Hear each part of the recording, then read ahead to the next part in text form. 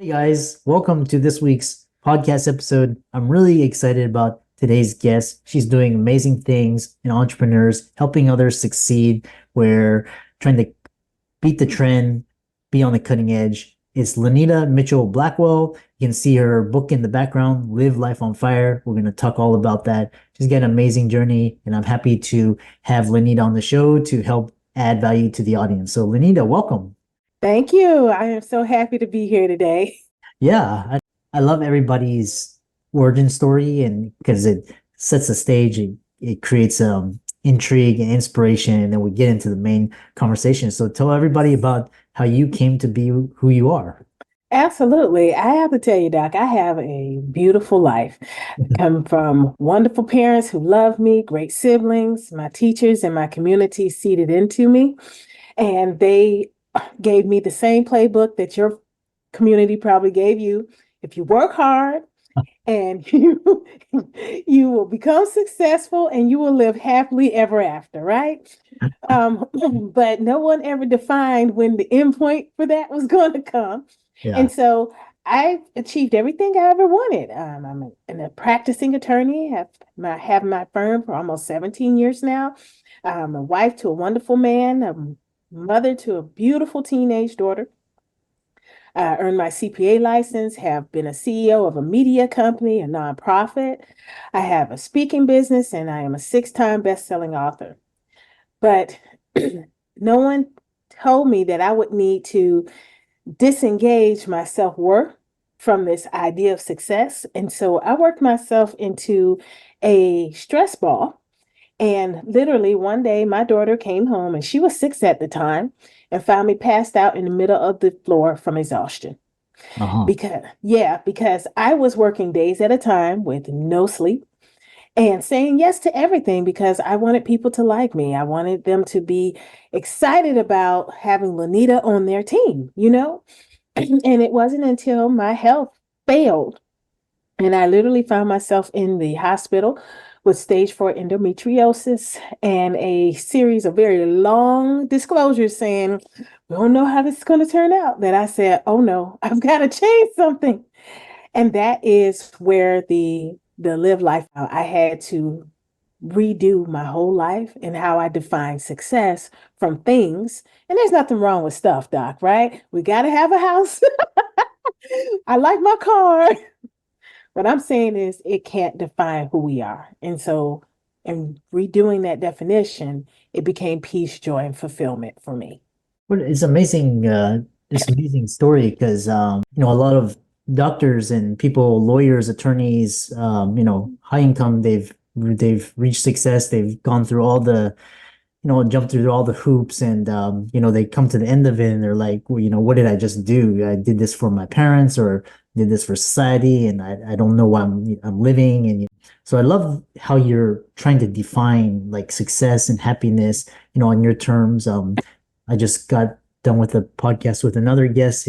He's talking about using money for resources to help others, not as a Yes. status game. So Yes. I'm always curious in terms, and you have this term called dramergencies. And Yeah. what is that, and how do you thrive despite life's dramergencies? Absolutely. So, emergency, that word is two words. It's drama and emergency. And if you haven't picked it up yet, and I know you have, Doc, because you're smart, right? It's that a emergency is not an emergency at all. It's mess. It's something you should run the opposite way from. And so I came up with this because it seemed to me that in my life that I always had people who were insistent that their lack of planning or their determination that all these things had to be done right now would come back to me and then be left at my doorstep like a pile of poo. And nobody wants a pile of poo, right? Yeah. But because there was this pleasing feeling and this need, I was like, well, has become my problem too, and I got to fix it. And that is what we have encountered as a society, really, when we're talking about living up to other people's expectations when it comes to our ideals of success.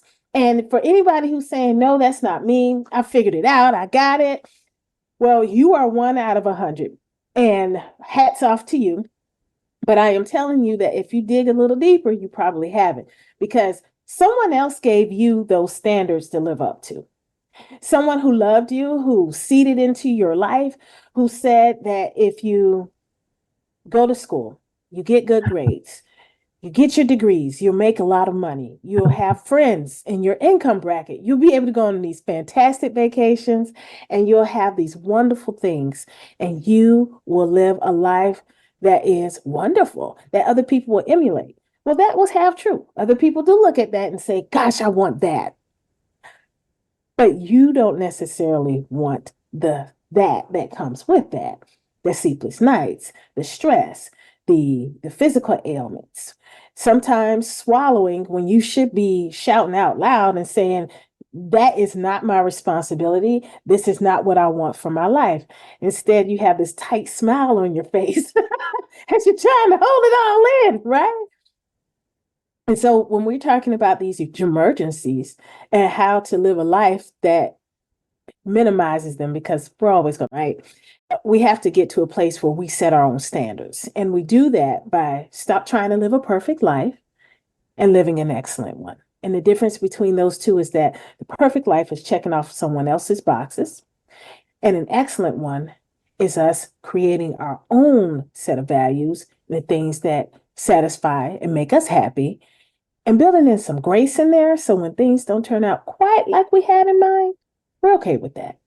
We're okay with that. Yeah. It's so well said. And, it's quite interesting because doctors, and again, we're at heart, a lot of us suffer from people pleasing, and so Yes. we find it very hard to say no, and then we get manipulated either in our relationships or in our Mhm. employers. We can't say no, and then basically we get emotionally dumped on, which you were describing.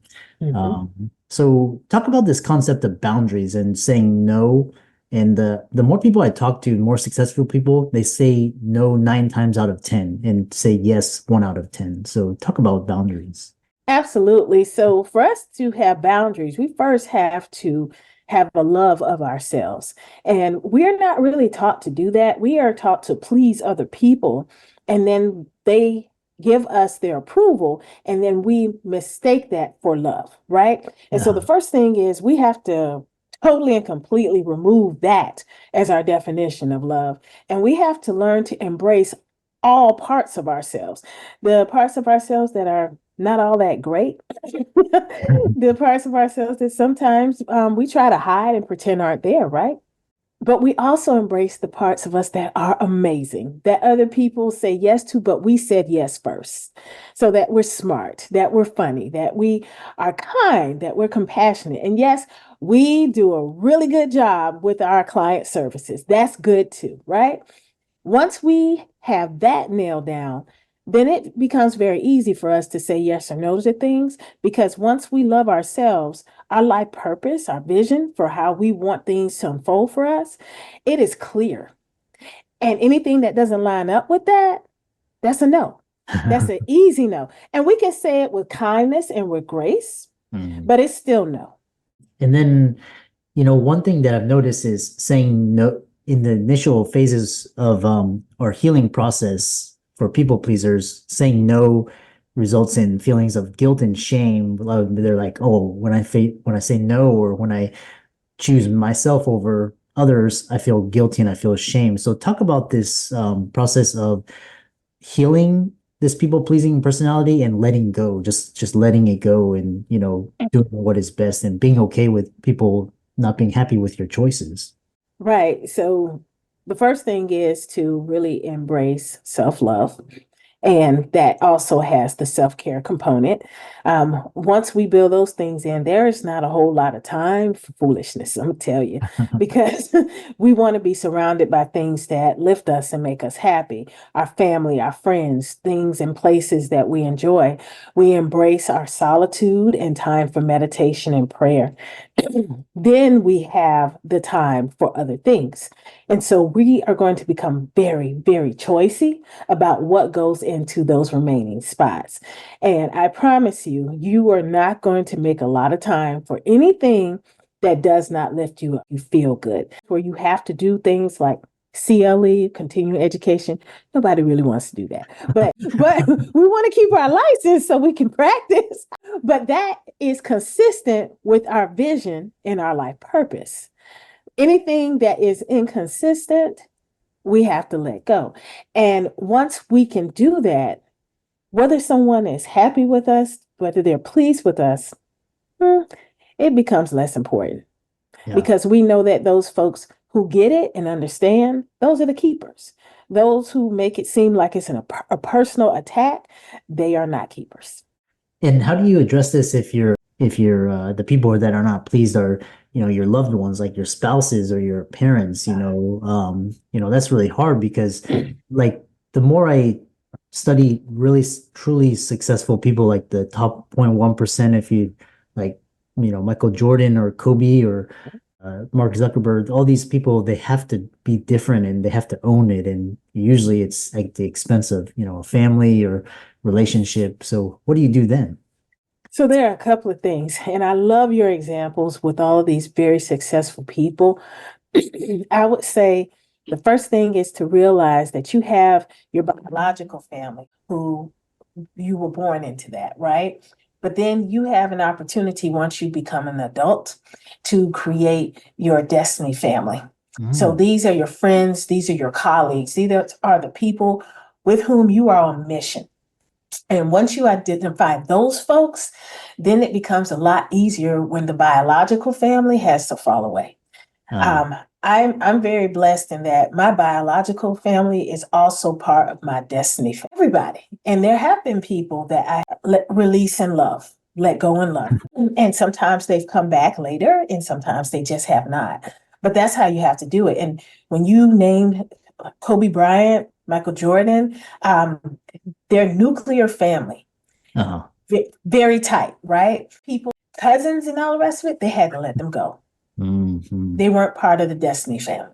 It's a question that it's like you either hold on to like the people that are holding you back or you just have to release. And yeah, it's quite interesting because I know of people like, a good family friend, she goes to a fantastic school and on a scholarship, but then her parents, first generation, kind of have these traditional beliefs, and in order for her to flourish, she's got to just, kind of love them from afar. So yes, I love your message and the work that you're doing. We have a few more minutes left, and talking about this idea of your diversity, and you're doing a lot in terms of progressing our world and including people. Talk about your work there, and then also your book as well, and how can people reach you and find you and follow you?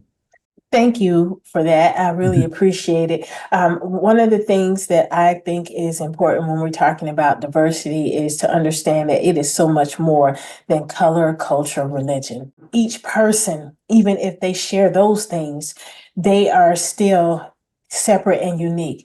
And everyone who came to this world, into this life, has something unique to give. And if they didn't exist, then the world would not be what it was supposed to be. So that's the first thing. And the way that I contribute to that idea is each person that I meet, I understand that we were supposed to have a unique and beautiful experience, and that there is something that was supposed to be accomplished. So whether that something is that it's that interaction, sometimes it's the revelation of some wisdom, some knowledge. There's supposed to be a collaboration, or sometimes there's just supposed to be empathy and compassion that's exchanged, not just some business deal, right? And once we realize that, well, we got to get there, Don, until we get to that place where every person is a human being having a soulful experience. And that some of us, we have that experience through our businesses, through our relationships, through our families. Some of us have the blessing of having it all in one. But until we get to that understanding, then the world will not be as great as it could be. We won't have the peace that we want. We won't have the camaraderie and the love that the world was always meant to have. And I really love this work because it allows me to to show up as a authentic and complete person in every area of my life, including my businesses.